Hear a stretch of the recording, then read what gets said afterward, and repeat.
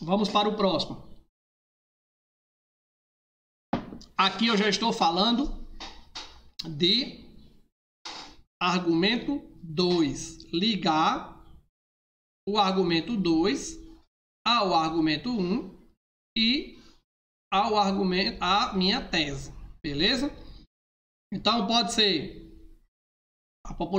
a educação à distância é fundamental nesse momento, porque os alunos não podem sair de casa por causa da pandemia e, olha aqui, para ligar aqui, ó, e não podem perder o ano. Então, pronto, argumento 2, está ligado. Pode ser o não só o argumento 1, mas também o argumento 2, não só não podem sair de casa, como também está difícil o deslocamento, né? Está difícil o conteúdo. Então, aliado ao argumento 2, relacionado ao argumento 2, em consonância com o argumento 2. Então, a educação à distância, eu vou fazer aqui uma introduçãozinha para a gente organizar. A educação à distância é a saída para o atual cenário da escola brasileira. Tendo em vista a pandemia que assola toda a humanidade, em consonância com a falta de estrutura. Pronto, são dois argumentos. Vou falar da pandemia, eu vou falar da falta de estrutura física, né? Eu vou até frisar a estrutura física das escolas para suportarem ou se adequarem às novas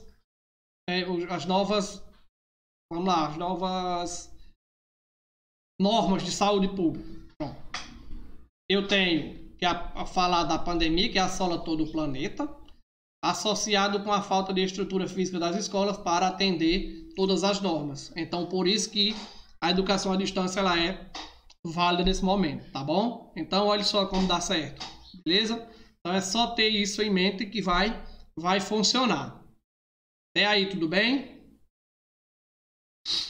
Aqui é como se eu fosse tratar de argumentos por contraste, né? Argumentos contrários.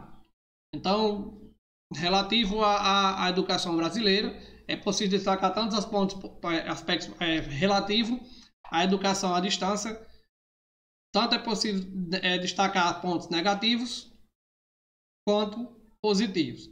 Se por um lado facilita a interação, facilita a aprendizagem, por outro, há ainda aqueles que não têm acesso à internet. Pronto. Tenho dois argumentos por contraste. Então, se por um lado eu posso dar esse suporte, né? Os alunos vão ter esse suporte de estudar, por outro, há uma certa população que não vão ter acesso. 60% dos alunos não tem acesso à internet, 66 ou coisa assim. Eu vi mais ou menos parecido com isso. Então, são argumentos contrastes. Isso aqui acontece muito em concurso, por exemplo. Os concursos pedem a redação sobre o trabalho que você vai fazer. Se eu não me engano, teve um da polícia do Ceará que pediu uma redação sobre isso. Sobre o trabalho da polícia do Ceará. Então, se você disser que estava tudo bom, não é um bom caminho. Dizer que está tudo ruim também não é um bom caminho. Então, tem que ter esse meio termo. Tem pontos positivos e pontos negativos. Você tem que mostrar. Vamos lá. Esse aqui, ó, já estou falando do primeiro parágrafo do desenvolvimento. Então, quando eu falo do primeiro parágrafo do desenvolvimento, está aqui, ó. Repetir o que já foi empregado. Qual foi que eu empreguei? Que vai facilitar a aprendizagem dos alunos. Relativa à aprendizagem dos alunos, aí, ó, eu começo a discorrer. Facilita, pois o aluno, no conforto do seu lar, ele pode acompanhar essas aulas, tirar as dúvidas com os professores, estudar, fazer o seu horário para estudo. Tá entendendo? Então, isso é o início do meu desenvolvimento. Quando eu falar tudo sobre os prós ou os bens da educação online, então, ponto final no meu parágrafo. Vou para o outro. Aí, para eu ir para o outro, eu tenho que retomar ele com alguma coisa. Então, aqui nesse cantinho aqui, ó, é onde eu vou inserir uma conjunção para retomar um parágrafo a outro. Aí, vamos lá. Além disso, nesse sentido, vixe, outrossim. Todo mundo usa esse outrossim. Somando a isso, podemos dizer que, convém lembrar ainda que, vale também ressaltar que. Então, todas essas conjunções, esses inícios, ele está aqui, ó, no início do segundo parágrafo do desenvolvimento. Então, convém lembrar ainda, ou, além disso o quê? Além da educação, facilitar a aprendizagem para os alunos que fazem seu próprio horário, que podem estudar em casa. Além disso, ainda tem a questão dele não se expor ao vírus. Pronto, você está ali dando sua contribuição no seu parágrafo, está dando a continuidade. Então, além daquilo que você vinha falando, no sentido disso, então, sempre usando esse início para retomar. Ok? Esse é para soma, esse é para oposição, ó, como eu vinha falando antes. Se por um lado facilita a aprendizagem, por outro, a grande maioria dos alunos não tem acesso à internet. Ó. Falei lá da aprendizagem, facilita a aprendizagem por isso, por isso, por isso. No entanto, ainda existe uma parcela de alunos, no entanto, ainda existe uma parcela de alunos que não tem acesso à internet, pois moram em comunidades rurais, em sítios, em pequenas cidades, que a internet não é boa, a internet não chega com qualidade, muitas vezes estão abaixo da linha da pobreza, não tem. Então, olha só como está desenvolvendo o negócio. No entanto, entretanto, mesmo assim, no obstante, apesar disso, podemos dizer que outro aspecto para ser considerado, então, são inícios aqui, ó, que usados vai ligar um parágrafo a outro. O que a gente sempre preza. Os parágrafos, eles têm que estarem o quê? Unidos, ligados uns aos outros. Então, é isso que a gente preza dentro do texto de vocês. E, por final, né, no final aqui, para a minha conclusão. Estou falando da conclusão. Vou até abrir um parênteses aí para essa conclusão. Pessoal, a conclusão ela tem que ter 5 agentes. Lembrem. Quem faz, o que ele faz, como ele faz, para que faz e o detalhamento de um desses 4 aí.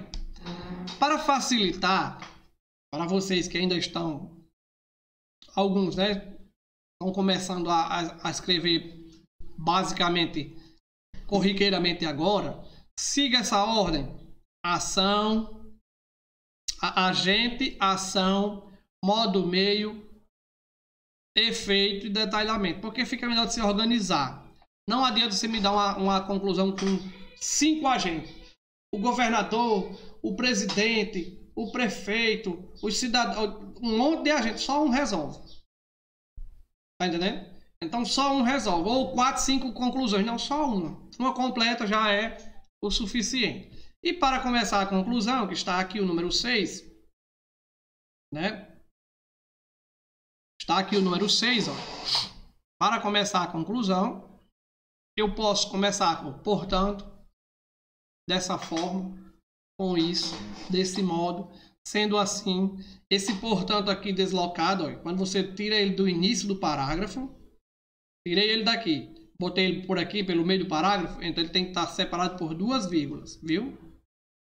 Agora, não bota concluímos, não. Porque quando você bota concluímos que a educação precisa passar por melhorias. Quando você bota esse concluímos, você está narrando o seu texto. Você está me dizendo que vai concluir. Eu já sei que você vai concluir. É o do parágrafo do seu texto. Tem para que você me dizer? Para que você dizer que vai concluir o texto? Se você está terminando, você já está concluindo. Lembra daquelas ideias vazias? Aí é uma delas. A partir dos argumentos supracitados, pelo cara pensa que está arrasando. Quando bota a partir dos argumentos supracitados, o governo tem que trabalhar com isso. Não tem para que isso, não. Não tem para que isso. Se você está fazendo a conclusão, logicamente foi levando em consideração os argumentos que você citou. É para que eu vou dizer?